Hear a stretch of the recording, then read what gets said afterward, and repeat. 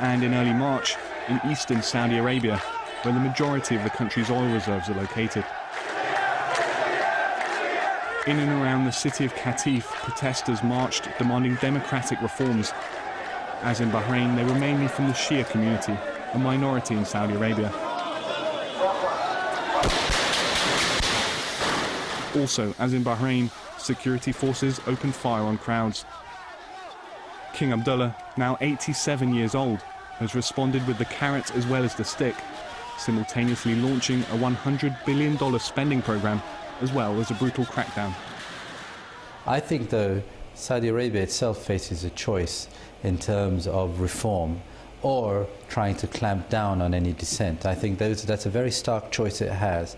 If they pursue a more security-led approach, is what we've seen in Bahrain right now and what we've seen in parts of the kingdom, I fear that the response may well then be something which is more sinister for the Saudi leadership.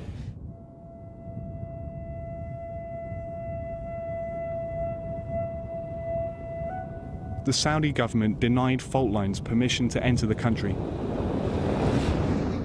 So we tried to meet some of those who've been protesting outside Saudi's borders. The borders between these Gulf countries are often right in the middle of the desert. There's often no real delineation between one country and the next. We're right now headed to the frontier with Saudi Arabia over these dunes. We've arranged to speak with some Saudi Arabian dissidents about the situation in that country.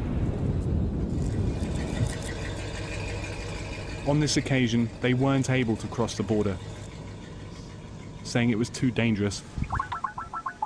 So we rigged up a satellite to speak to them over the internet. How big are these protests? Every village, maybe they can reach 300 to 400 people.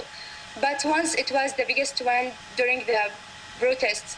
It was after the Saudi army get to the Bahrain. It reached 5,000 people in all Qatif. And I know there is so many people want to go out and want to shout for their rights, but they can't. Even they are afraid, or they can't